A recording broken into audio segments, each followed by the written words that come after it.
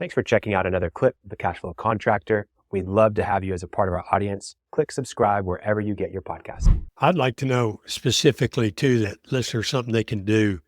What do you look at routinely in financials and, P&L and balance sheet, of course, and soon to be the statement of cash flow. But how do you use them? You said you use them to guide your decisions. How do you actually use the information to make a decision? Well, so we know there's one delta in my business that I don't know. And we talked about it earlier that I have some control over, but some not, and that's leads.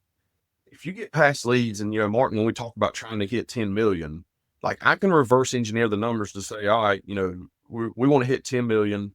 Our average job is 13,000 last year was $13,800. Our average close rate is 33%. Our average conversion from opportunity to lead, booked appointment, is around 75 to 80%. So like we can reverse all those numbers. And those are all reports that I pull from my CRM or internal spreadsheets that we have. We hadn't fully released our internal spreadsheets. Our CRM does a pretty good job on the reporting side, but I like spreadsheets for some reason. So I'm really looking at a lot of that to make decisions, and then I'm verifying it based on the income statement and the balance sheet, making sure that the balance sheet is heading in the right direction. And I love that the numbers that you're focused on are not just revenue numbers or financial numbers, but you're looking at the sales metrics because that's allowing you to forecast. And that's huge. I think it's really easy to go and look at the financials if you have a bookkeeper and they're giving you reports and say, okay, we're doing well. But you're just looking historical. And so I love that you're looking at the forecast. That's great. So I want to get back to the story a little bit. We talked about the integration issue. We talked about how you led through the revelation that you were not making what you thought you were making, and how you started with transparency with your banker, with your I'm sure your family, with your team, and then how you led through that for about 12 months. You're out of that hole now, you said. What did it take to really get out to feel like you were out of the hole? And I'm sure you don't even feel like that because you mentioned you don't have the rainy day fund. And then also, what are some of the detailed technical things that you did outside of just like, cutting your salary? What were some of the things that you really focused on? So basically all the numbers that I just told you, we had to focus on, like, hey, if we're going to spend 30, 40, $50,000 a month on marketing, like, and I'll reiterate what Brian Gottlieb says, like the lead is sacred. So it starts with the lead.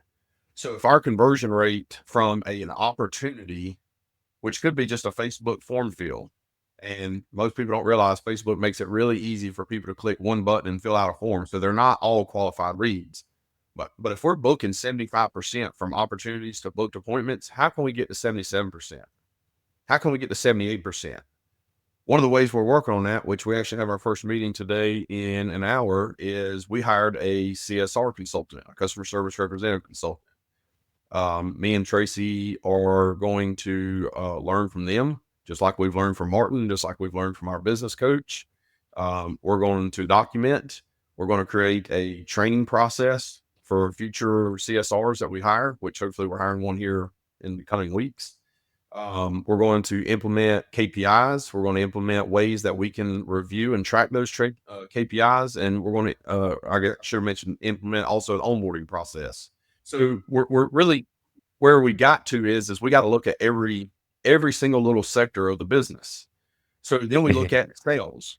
How can we go from 33 to 34% close rate? How can we go from a $13,800 average job to a $14,200 average job? And again, that's something that my sales manager's done a really good job on. We have a sales coach as well, sales consultant. We've actually had a couple different ones that we don't believe one person holds all the knowledge.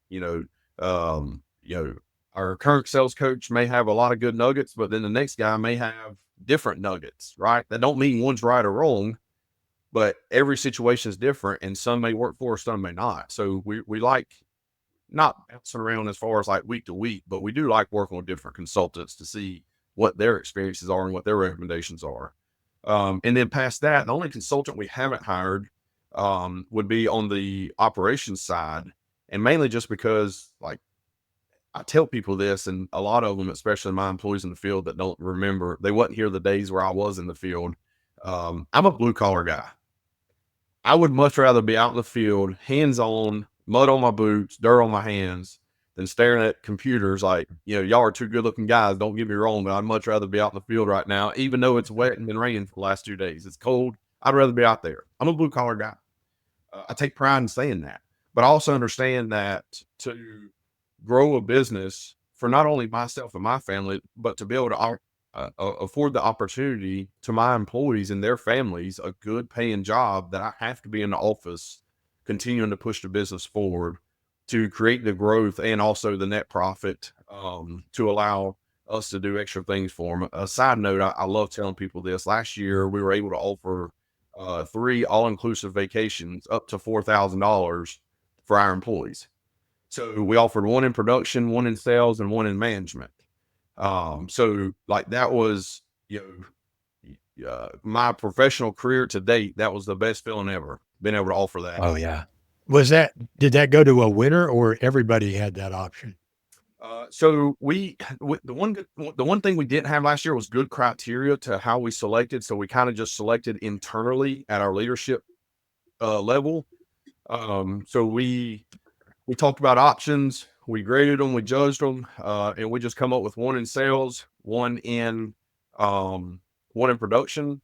Tracy won it in the office for our leadership team. She's going to win it again too. She might win it again, but by default, my production manager, my project manager is getting ready to have a kid. My sales manager's had a couple things going on this year. Of course, I'm not going to be the one that wins. So I would say Tracy won by default, but Tracy may have won by putting in the work as well. Tracy's a rock. I mean, it's hard for me to compare all my managers. They do a really good job, and they're all willing to help each other out. So yeah, we really just dove into each individual area of the business and how can we get, I think it's a little cliche, but 1% better. I'm not a 1% guy. It's like, how can I get 1,000% better? And I want to do it yesterday. But, let's hire people who have already laid the path through the woods for us. Let's hire these consultants. Let's get them to show us where that path is, and let's follow it. I'm not trying to reinvent the wheel. There's plenty of companies out there that are $50, $100, $150 million businesses. If we just follow the path they've laid, we can have success as well. Yeah, for sure. That's great. So you met Martin, you got the profit problem. What are some of the biggest takeaways that you're going through right now in the last 5 months or 6 months, whatever it is? Well, I'll take it back, probably a year and a half. I have made every single mistake that Martin talks about in his book. Every single one of them. I'm not talking about most of them. I'm talking about every single one of them. So when I recommend people, I'm like, first off, I'm not a reader, and I had to read Martin's book because it was only available at the time in the book. And I read it in 2.5 days. Wow. I've not read a book since probably elementary school. I hate reading. My English and my vocabulary are terrible. But I read it and I liked it. And I'm just telling you, I can relate because it's like, yep, I made that problem. And then a chapter later, he talks about another problem. I'm like, yep, made that one. And I'm calling my sales manager. I'm like, hey man, he's talking about another problem we've made. And, I guess through a little bit of hard-headedness and persistence, like we've kind of got through it for the most part. Again, we're not completely out of it, but it's just, it was eye-opening to be able to read some of the problems in there and how he simplifies. Martin, correct me if I'm wrong. Let me make sure my reading comprehension is good. But there's 3 ways. If it says you're making money, you're not. It's accounts receivable, it's owner's draws, or paying off debt. All right? Is that or buying assets or buying debt? Yeah, in the book I called it 3 instead of 4, and paying off debt and buying assets are the same one. But yeah, so there is one other one that I don't talk about very much in there, but somebody stealing from you. But well, so funny, when I found the problem, that was the first thing people started asking me. My leadership team, we just got rid of an office assistant, And that was the first question they had all asked. But it wasn't an opportunity. Like I know her personally as a friend. I know her, like she's an honest, ethical girl. And I knew that was not the case. So, Yeah. but yes, Right. to your point, that could be a problem.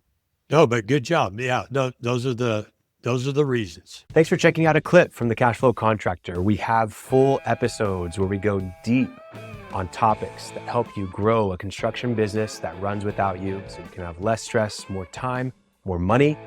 Now, we've got other videos, other clips, but if you want to check out the full episode for this clip, you can click wherever our editor put it. It might be here, it might be there, it might be over my face, I don't know.